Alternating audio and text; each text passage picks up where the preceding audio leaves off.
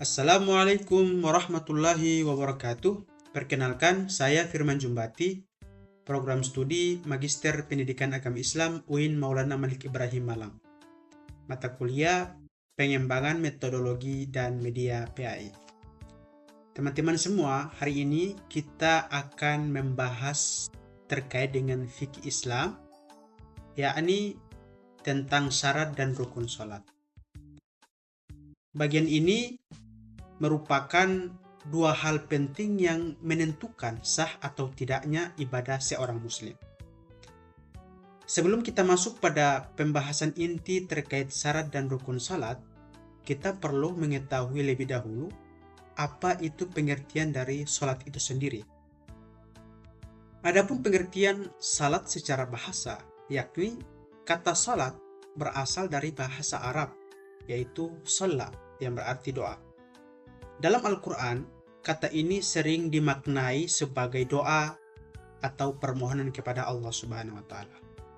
Kemudian secara istilah, salat adalah ibadah pokok dalam Islam yang merupakan rukun Islam kedua setelah kalimat syahadat.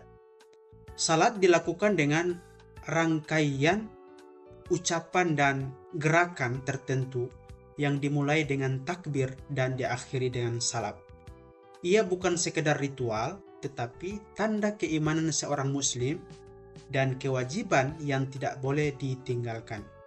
Maka dari itu, salat menjadi sesuatu yang sangat penting bagi seorang muslim untuk dilaksanakan atau ditunaikan.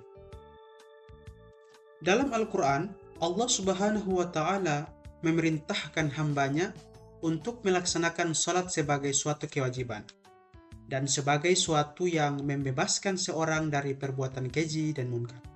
Sebagaimana dalam firman-Nya, Allah Subhanahu wa Ta'ala berfirman, "Utlu ma uhiya ilaika minal kitabi wa aqimis shalah, innas salata tanha 'anil fahsya'i wal munkar, wa la dzikrullahi akbar, wallahu ya'lamu ma tasna'un." Yang artinya, bacalah kitab Al-Quran yang telah diwahyukan kepadamu, Muhammad, dan dirikanlah sholat. Sesungguhnya sholat itu mencegah dari perbuatan keji dan munkar. Dan mengingat Allah atau sholat itu lebih besar keutamaannya, Allah mengetahui apa yang kamu kerjakan. Quran Surat Al-Ankabut ayat 45. Kemudian Allah Subhanahu wa Ta'ala berfirman, "Wa aqimis sholata tarafayin nahari wa zulafam minal lail innal hasanat yuzhibnas sayyiat." Yang artinya, dirikanlah salat pada kedua tepi siang dan pada bagian permulaan malam, sesungguhnya perbuatan baik itu menghapus perbuatan buruk. Quran Surat Hud ayat 114. Demikianlah Allah Subhanahu wa Ta'ala memberikan penjelasan terkait salat dan bagaimana salat itu mampu mencegah seseorang dari perbuatan keji dan munkar. Kemudian yang selanjutnya kita akan membahas terkait dengan jenis-jenis salat. Dalam salat sendiri ada beberapa jenis. Yang pertama, salat fardu. Salat fardu adalah salat wajib 5 waktu yang dilaksanakan sehari semalam. Misalnya seperti salat subuh, zuhur, asar, maghrib, dan isya. Salat wajib ini apabila tidak ditunaikan, maka seorang muslim akan mendapatkan dosa atau sanksi atas kewajiban yang ditinggalkan. Kemudian yang kedua adalah salat sunnah. Salat sunnah merupakan salat yang sangat dianjurkan, seperti salat tahajud, salat duha, tarawih, witir, istikhara, dan salat rawatib. Kemudian yang ketiga adalah salat khusus. Salat khusus ini merupakan salat yang dilakukan dalam kondisi tertentu. Misalnya seperti salat jenazah, salat khusuf atau gerhana bulan, dan salat kusuf atau salat gerhana matahari. Dan yang terakhir adalah salat istisqa atau salat untuk meminta hujan. Oke teman-teman semua, sekarang kita akan masuk pada pembahasan inti, yakni pembahasan terkait dengan syarat dan rukun salat. Yang pertama adalah syarat sah salat. Syarat sah salat adalah ketentuan yang harus dipenuhi sebelum kita melaksanakan sholat itu sendiri. Di antaranya adalah yang pertama, masuk waktu sholat. Artinya, sholat hanya boleh dilakukan setelah waktunya tiba sesuai dengan ketentuan syariat. Misalnya, sholat subuh dimulai sejak terbit fajar hingga sebelum matahari terbit. Jika dilakukan sebelum waktunya, maka sholat dikatakan tidak sah. Kemudian yang kedua adalah suci dari hadas dan najis. Maksudnya, seorang muslim wajib dalam keadaan suci dari hadas kecil, yakni dengan wudhu, maupun hadas besar, yakni dengan mandi junub atau mandi wajib, serta terbebas dari najis pada badan, pakaian, dan tempat. Kemudian yang ketiga adalah menutup aurat. Aurat adalah bagian tubuh yang wajib ditutup saat sholat. Bagi laki-laki dari pusar hingga lutut. Sedangkan bagi perempuan, seluruh tubuh kecuali wajah dan telapak tangan. Kemudian yang keempat adalah menghadap kiblat. Maksudnya adalah sholat harus dilakukan dengan menghadap ke arah Ka'bah di Mekkah. Hal ini menunjukkan kesatuan arah ibadah umat Islam di seluruh dunia. Jadi teman-teman, tanpa memenuhi ketentuan syarat-syarat tersebut, maka sholat seorang muslim tidak akan sah. Kemudian yang kedua adalah rukun sah sholat. Rukun sah sholat adalah bagian inti yang wajib dilakukan di dalam proses sholat, yaitu seperti yang pertama, niat. Niat adalah tekad hati untuk melaksanakan sholat tertentu semata-mata karena Allah Subhanahu wa Ta'ala. Niat tidak harus diucapkan dengan lisan, cukup dihadirkan dalam hati sebelum takbiratul ihram. Kemudian yang kedua, takbiratul ihram. Takbiratul ihram adalah ucapan Allahu Akbar yang menandai dimulainya sholat. Dengan takbir ini, seseorang masuk ke dalam ibadah sholat dan meninggalkan aktivitas lain. Yang ketiga, membaca surat Al-Fatihah. Membaca surat Al-Fatihah merupakan rukun wajib dalam sholat. Setelah membaca Al-Fatihah, kemudian dilanjutkan dengan membaca surat yang ada di dalam Al-Quran. Yang keempat adalah ruku.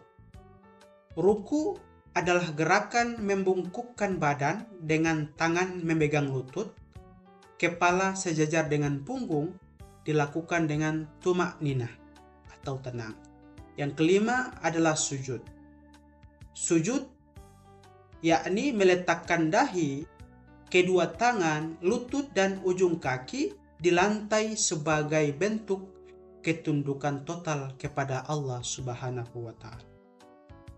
Kemudian yang keenam, duduk tasyahud awal. Adalah duduk di antara dua sujud yang dilakukan setelah rakaat pertama pada sholat yang memiliki lebih dari 2 rakaat, seperti zuhur, asar, maghrib, dan isya. Yang ketujuh, duduk tasyahud akhir. Adalah duduk di akhir sholat untuk membaca tasyahud, sholawat, dan doa sebelum salam.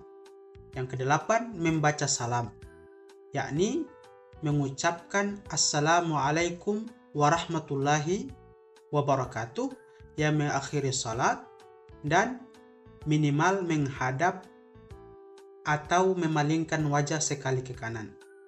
Yang kesembilan, tertib. Tertib ini yakni melaksanakan seluruh rangkaian salat atau seluruh rukun salat sesuai dengan urutan yang ditetapkan atau tidak boleh dibolak-balik. Jadi teman-teman, jika salah satu dari rukun ini ditinggalkan, maka sholat seorang muslim akan menjadi batal. Maka daripada itu, berdasarkan pembahasan terkait dengan syarat dan rukun sah sholat tersebut, maka dapat disimpulkan bahwa sholat merupakan ibadah yang memiliki ketentuan yang harus dipenuhi agar pelaksanaannya sah dan diterima. Syarat sah salat berfungsi sebagai persiapan sebelum melaksanakan ibadah salat, seperti menjaga kesucian, menutup aurat, masuknya waktu salat, dan menghadap kiblat.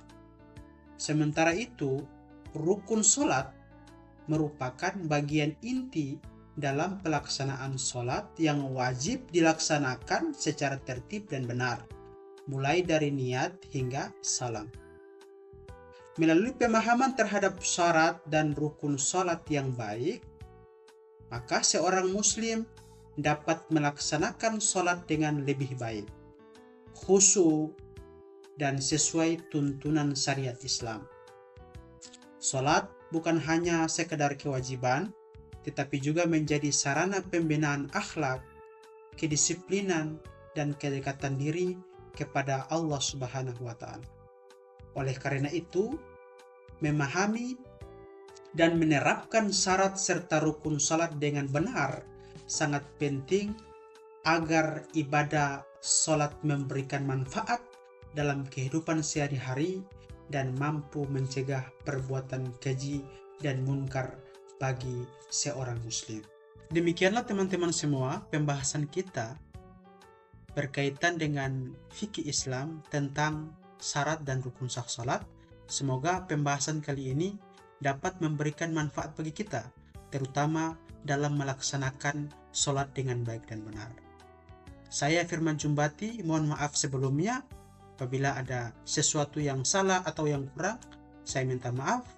Wabillahi taufiq wal hidayah. Wassalamualaikum warahmatullahi wabarakatuh.